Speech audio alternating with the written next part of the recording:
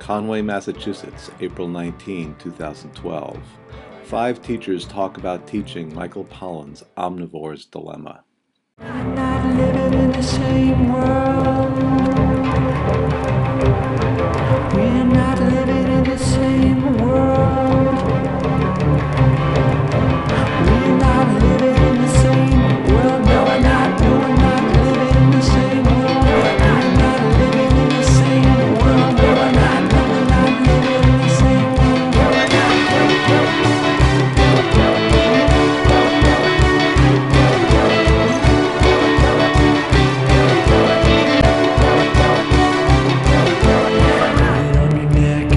So light, try it on your head and it feels so good. Take a little bite, but it doesn't even touch your appetite. No, I'm not living in the same world. We were thinking about it and we realized that it's just perfect because there's math, there's science, there's English, there's writing, there's reading, and there's a lot of critical thinking involved. And so it really was a perfect cross-curricular event.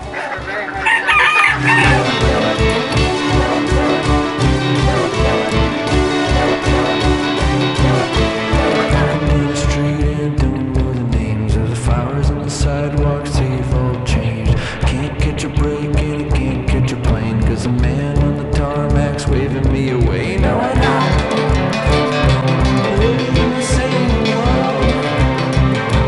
We're not living in the same world. No, I'm not living in the same world. We're not living in the same world. No, I'm not living in the same world. That is the sister of the turkey that's outside. Some large ideas that I would like them to film.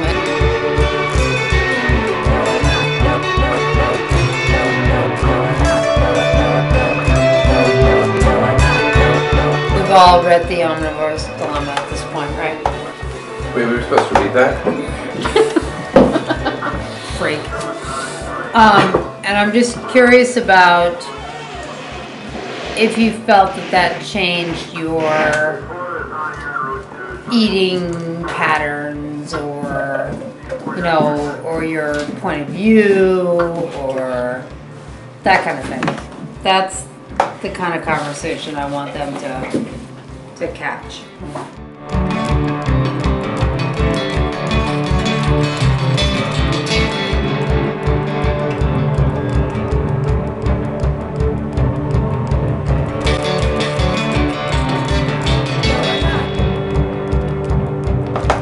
I don't think that there are that many teachers who would go out of their way to spend an afternoon together.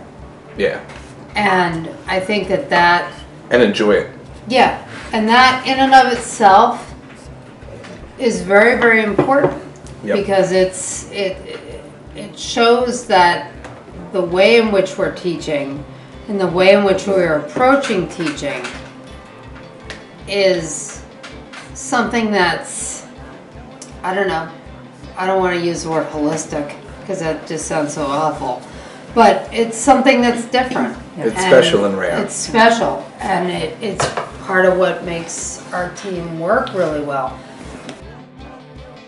I talked to the woman, the FDA woman that was there, and I said, you know, this is what we're planning on doing, and blah blah blah. And I said, you know, what's our liability? Oh my God. And she said, as long as you're teaching specifically to the standards, there should be no liability involved. And then she thought about it for a minute. And she said, but, well, no, it'll be fine. But there was that moment Right. where she said, but, and she clearly had to think about it, and that really bothered me.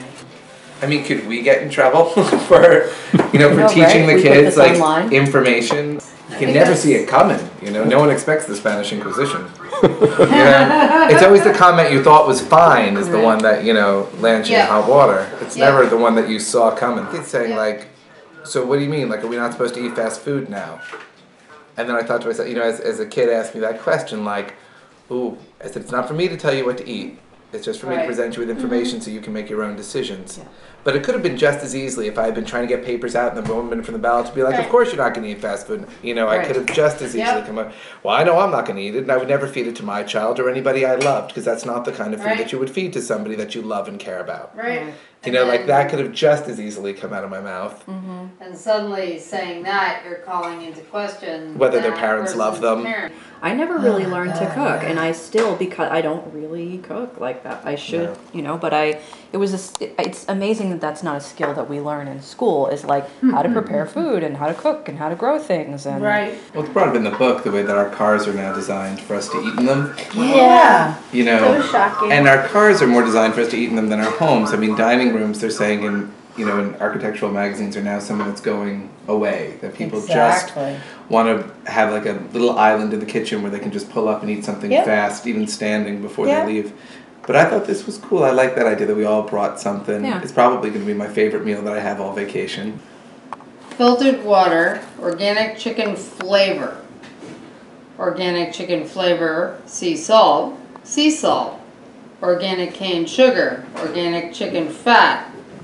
Natural flavor, yeast extract, organic onion, organic garlic, organic chicken stock, organic parsley, natural flavor, yeast extract, organic turmeric, organic celery seed, organic thyme. It bothered me, that whole thing about Oprah being sued and having to spend over $1 million of her own money because she expressed the opinion that she didn't want to eat meat anymore, given what she learned and what she knew. That anti-education thing, that once you become smart enough to know better, once you've investigated and made decisions for you, sharing information or sharing knowledge and opinion about how food and nutrition is done in this country can land you in a legal battle. Well, has anybody here seen that show, Jamie Oliver's Food Revolution? Oh yeah. That got shut down. I mean, they had one season where they went to whatever community it was. West Virginia. That was the most obese community, and then it was pretty successful. Yep. And a lot of people were like, there were lots of parents and people, doing a lot of stuff. And then the second season, they tried to go to LA, and they only had half a season because the LA USD, shut them down, and then the show's gone. Like the show's gone. They interviewed the kids and asked them, how many of you kids, and this is something that wasn't scripted at all. They just had a class, and it was a largely Latino population. How many of you, because this was in LA, how many of you have someone in your family that has diabetes? And it was almost everybody. Oh, diabetes. They were all, and a lot of them were crying because they had lost people. It was really and how interesting. Can this not be part of the healthcare debate? How come we're just talking about, medical care and and what procedures you can and can't have? Why aren't we talking more about making sure that the food that we feed ourselves and our family is safe? Yeah. And why is there sugar in every brand of chicken broth? That's what is up with that? And if it's in every brand, even the organic ones, then where do I ever find any frickin' chicken broth other than if I'm going to go slaughter chickens myself, which is not happening. I think Food Inc. was actually a bigger risk. Yeah. Yes. I agree. But I've done it before, and I've never gotten into any particular trouble for it. Supersize Me, the kids can distance themselves. They can say, well, I'm not going to eat McDonald's every meal, every day. I'm just going to have it 3 to 5, 10, 12 times a week, and that's going to be fine. But Food Inc., when the kids realized, that what the regulations were for free-range chickens, for example, that, 1 square foot per bird. And then when we measured out the square footage of my classroom and found that you could put 832 birds in my classroom. Yeah, a couple more in yours. That's free range. Yep. And then when they saw the video footage of the free-range chickens, which couldn't move because their breasts had been so swollen with steroids, and that they were just, in a place with the feces of 832 chickens in the size of my classroom, and that, the woman had to keep pulling out the dead ones and say, this is just normal. This is just a normal, And the fact that she was the only one who was willing to actually talk to the cameras. I understand why farmers don't want to talk, because the company can do what it wants to do as far as pay goes, since they control everything. But it's just gotten to the point that it's not right what's going on, and I've just made up my mind. I'm going to say what I have to say. People are losing their jobs and their livelihood to educate us. Yeah. And that's the cost. That's the cost of getting knowledge in this free society. Is that, well, if we actually give you knowledge and information about where the chicken that you bought free range came from, we're going to lose our job because you can't look behind the curtain. I understand why others don't want to do it. And I'm just to the point that it doesn't matter anymore. Something has to be said. That's why I show the Soylent Green, because it's that idea of like, how far will we go to protect the secrets as to what we're eating? You know. And how did it become so secretive? You know So Cloak and Dagger, yeah. It's food. It shouldn't be like the CIA. But it is that way. Yeah.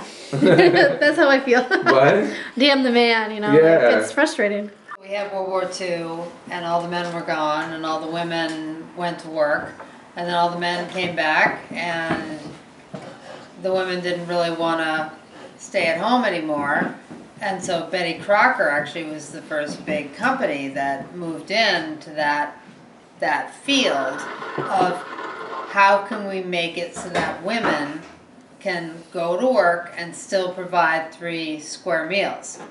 And so we suddenly find cake mix and pancake mix and hamburger helper and the microwave, like all these things they all evolved at the same time. So we should blame women's liberation Yeah. for the horrible food situation. We could blame World War II. Damn those women. It's so weird, you know? Yeah. So. But isn't it weird too how like 1 step forward, 2 steps back? That's the only way that you're going to be able to do it is in your own garden with your own animals. Right. And not everybody has that space. I mean, we don't have enough space. I don't want that. I don't want a horse. Right. I don't want an oxen. But when I go to the store, I would like to get beef that doesn't have steroids in it. Yeah. Or pink slime. Or pink slime. Or I wouldn't like to be misled by packaging and labeling. You know, I would like to believe that if Hugh needs to get a lunch at school, that the government wouldn't serve him something that, you know, is dangerous. There's a committee in Northampton about the food, right? Isn't there? Yeah. Like the committee that started Fresh Wednesdays, is that true? Yep. I think they would be interesting people to come in and, you know, do a little panel discussion with us. Yeah. I'm sure it's some It's funny, like, you know, as long as we do this unit in the abstract, as long as we talk abstractly about industrial foods and we don't mention, you know, names of different companies and we don't mention, you know, specifics about certain products, it seems, but once we say let's really bring it home and let's look at what we're specifically putting in our bodies and we talk about our cafeteria and what is on that plate, then all of a sudden it becomes very scary, like We're not living in the same world. We're not living in the same world. We're not living bad choices being made. Wait, turn that off! Wait, no! Here you go, Miss Burdick. Would you like some cancer with your meal? So, that's funny. proving how education does not keep you from making terrible choices if you're an addict. The truth. Try it on your head and it fits so tight. Put it on your plate and you take a little bite, but it doesn't even touch your appetite. No, I'm not.